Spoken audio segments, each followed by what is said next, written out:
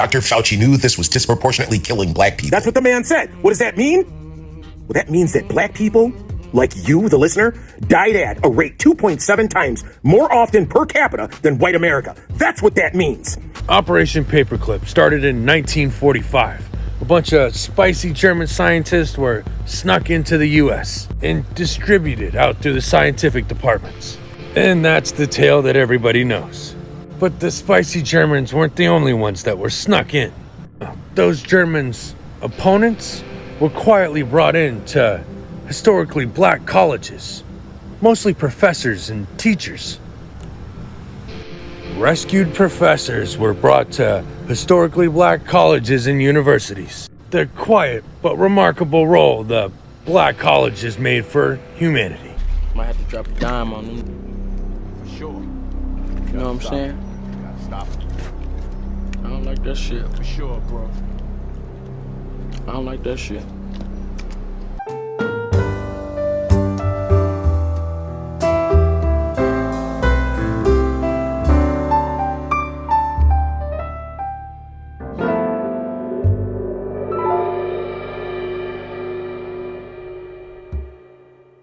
All right, y'all, we back with another video, man. Y'all know how we do. Always pushing health, wealth, and a better understanding of self. So check it out. In this video, y'all, we're going over Dr. Fauci, Stephen A. Smith, and the attack on black men. Okay, a lot of people think that this jab, the vaccine was just, it was just, for everybody's health. But I'm going to show proof in this video that this was an attack on black men specifically. Okay, now if you look at the statistics, right, of who was affected the most, and I went over this 2 years ago. I'm gonna show y'all proof though. I put a video out 2 years ago. After we play this clip, I'm gonna show you.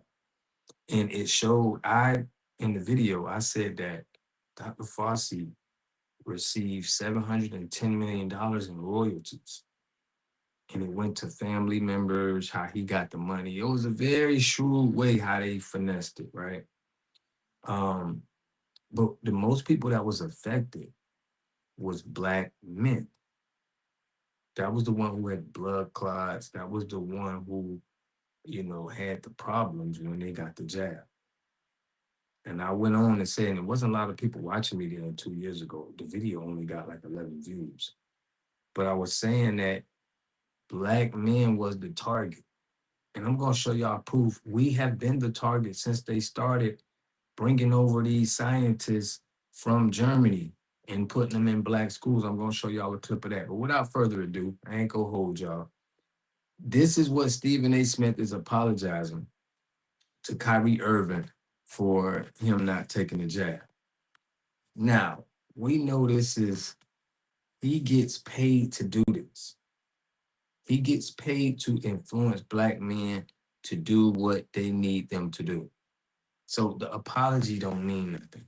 But I'm trying to show y'all that even trusting black men who's getting paid by white establishments is no longer acceptable. We don't want you speaking to our people. Let's leave it to the guys that are independent entrepreneurs that's trying to build their own structure and build the community. This ain't a knock to anybody if you feel like you're working for an establishment. It's not about that, because there's a lot of people on code and they still work for these establishments. But to go out here and talk to our people and feel like you're going to tell them what we need to do and what we don't need to do, we need this coming from an independent source that has no ties to higher up businesses. All right, my bad, y'all. I be going off too much, but I'm going to let this play. I want to know what y'all think in the comment section. I'm going to give y'all some more commentary. Make sure you subscribe, hit that like button, push me on the algorithm. I greatly appreciate that. Let's get it. Kyrie Irving, I can't apologize strongly enough. I didn't want to take the vaccine, but I took it. Millions of other people didn't want to take the vaccine, but we took it. Why? Because there was a mandate that was handed down. And if we weren't willing to meet that mandate, our jobs, our livelihoods. But our point is, you guys act like you're so smart and you understand the history. But we had the Tuskegee experiment. We had a lot of experiments on our black people that was being done. Radiation experiments. Okay, they put things in our water. It is, why would you wanna? It doesn't even matter as a black man. You should want to stand on business. And we don't need nobody like this that's gonna let people mandate them for a check. This is how you're gonna be an experiment. I'm gonna play the clip, but y'all check this out. If not compromised in a very significant way, would be completely stripped from us. But there were others who had the courage to say, bump that. And one of those people at the forefront was Kyrie Irving. I bring his name up because I had my issues with him from a leadership standpoint, never as a player, because he's sensational. But with him, in terms of leadership, and I didn't look at it as being courageous. I looked at it as being selfish. And I watched Dr. Fauci on Capitol Hill yesterday. And the person I thought about most was Kyrie Irving. Now, y'all check out this history on jabs and everything that's done in the healthcare field when it has to do with black people. Check this out. Black people, we need to talk.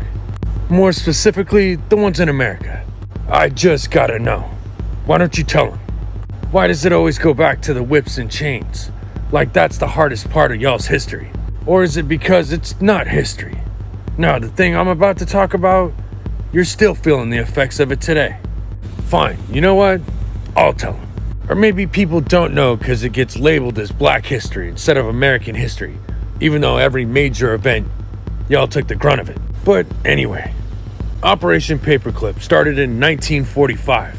A bunch of spicy German scientists were snuck into the US and distributed out through the scientific departments. And that's the tale that everybody knows.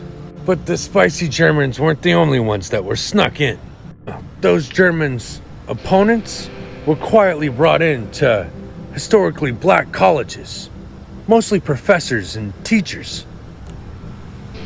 Rescued professors were brought to historically black colleges and universities. The quiet but remarkable role the black colleges made for humanity. And with the obvious trauma bond going on there, so shortly after their arrival, the civil rights movement kicked off. But not that they weren't before, but this is where the lines get real blurry. See, before the blue and white showed up at the schools, what was going on in America was the Manhattan Project and the race to build the atomic bomb. But just like with black people in slavery, bombs was a small part of the Manhattan Project. The biggest part was the human radiation experiments. The United States government actually did carry out on our citizens experiments involving radiation. Yeah, but who took the grunt of it? The ones done to the kids in that all-black school in Indiana?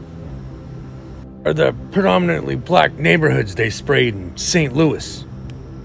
The United States Army now admits that it sprayed a chemical that contained cadmium, a known carcinogen, on a neighborhood of more than 10,000 people. They even did it to the soldiers. And what's interesting is, considering after the Manhattan Project ended, the civil rights movement kicked off, the scientists behind the Manhattan Project, Oppenheimer, Einstein, Edward Teller, all the same color as this article, blue and white. Future allies. No, let's talk about that. Well, we started here, remember? Operation Paperclip, 1945. And I'm sure most of us all have a small idea what secret mind control experiments MK Ultra is, right? Today's secret mind control experiments are back in the spotlight. Newly released documents reveal details about MK Ultra, a 1950s program using LSD and hypnosis to study behavior control. Now, this exact technique is a continuation of something the spicy Germans already did. Which, when it came to the experiments, just like in the Manhattan Project, Black Americans were uniquely exploited during the first wave of psychedelic research.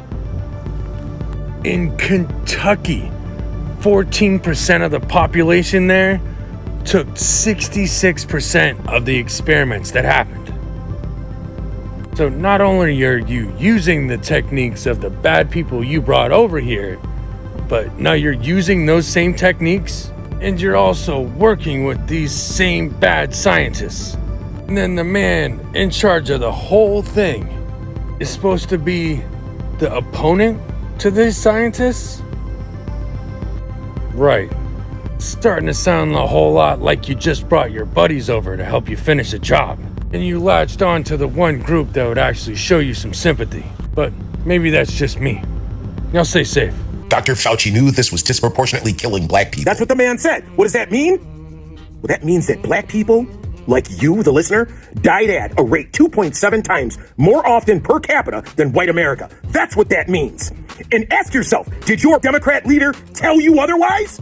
Did they tell you what was happening? They remained silent, didn't they? We were dying at an age-adjusted per capita rate of approximately 2.7 times that of white America. 2.7 times.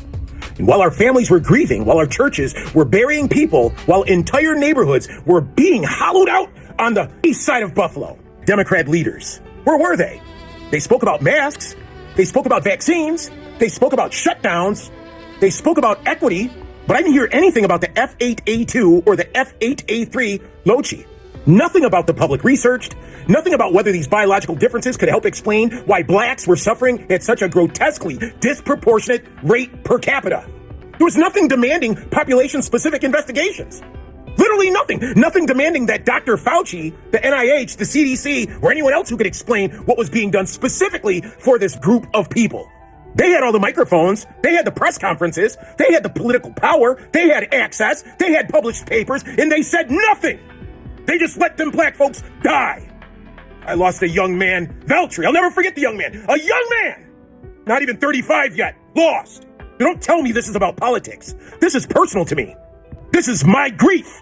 This is what you call righteous anger, directed at the people who repeatedly claimed to speak for black Americans, yet apparently never asked one of the most urgent scientific questions that were confronting us at the time.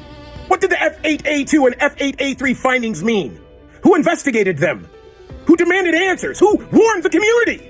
Why did the local black Democrat leadership remain publicly silent about it?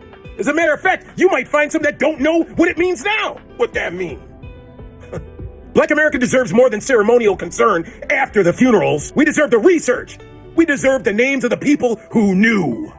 We deserve to know why these politicians who constantly invoke our suffering never appeared to demand answers about the biological research sitting directly in front of them. Their silence was not leadership. Their silence was abandonment. They abandoned you, Mr. and Mrs. Black person. Yeah, that's right. The black Democrat leader abandoned you while you were at Big Mama's funeral. While you were trying to find out why someone that you love died. They stayed silent and wagged their head. And you're just going to sit there and let that happen? Okay, so y'all see, I did a video on Dr. Fauci about, it was 2 years ago. Okay, they wasn't letting me get no views back then. They had a little shadow ban on me because I was going hard on the on the higher ups for real. But the video said how Dr. Fauci buried public trust in the experts with $710 million in royalties. So he was able to siphon $710 million in royalties behind all of this. And I'm sure Stephen A. Smith got paid. Everybody got paid, in my opinion. Everybody got paid. But the point is, if y'all seen that clip, it has been black men that has been the target of all of these experiments, anything that has to do with, putting something in your body, as we seen with history shows that. So we just got to be very smart and careful out here that we are the head. They know that when it comes to us, we're trying to dominate. We're trying to take back what's ours. We're trying to take over. And that's a gene. That's something spiritual. And it's like a gene that's in us that will never go away.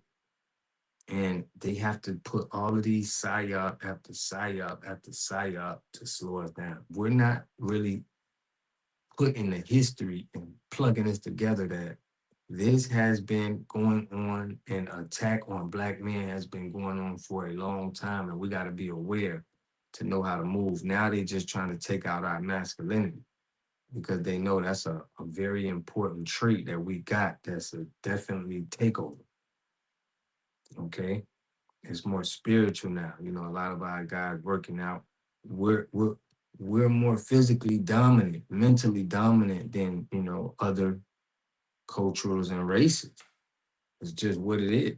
So we're going to keep standing on our FBA business, man, and not trying to let nobody that's getting paid from these big institutions and try to tell us or influence us. We got to know who the guys is that's standing on real FBA business, and we need to let them speak, because the narratives is going to be completely changed when we see how the people from higher up speaking. So yeah, I just want to thank everybody who's been supporting the channel, and you know, who've been liking, commenting, subscribing, always tapping into the live. I love and appreciate y'all, man. I don't know how I would get to this point without a lot of my supporters.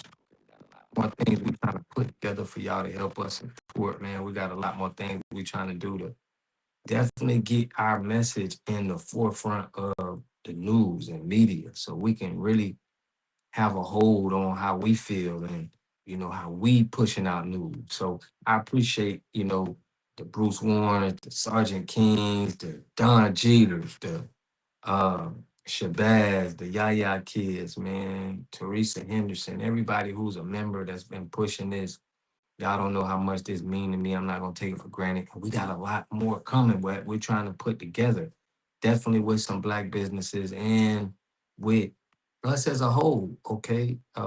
Doing what we have to do to keep the money in our community. So, man, I love and appreciate y'all. I'm gonna be going live tonight, man. Make sure y'all tap into that. We're trying to get more things, you know, more scores on the scoreboard. So I appreciate and love y'all. I'll catch y'all in the next video. Peace and love. A community must have three things to have a community in it. You must have a wholly independent economic structure that can provide goods, service, products, and things for your own people, and jobs and tax bases for your own people. You should at least control four basic things. You should be trying to control water, food, medicine, and energy to be able to survive and compete. Here we got Mr. Pollock. He had a cornfield. He took advantage of a free water test from us, and this is what we found in this water. We found sulfur, we found hardness, and we solved these problems with an easy fix of 2 tanks. So get your free water test today. Stay blessed. Click the link below.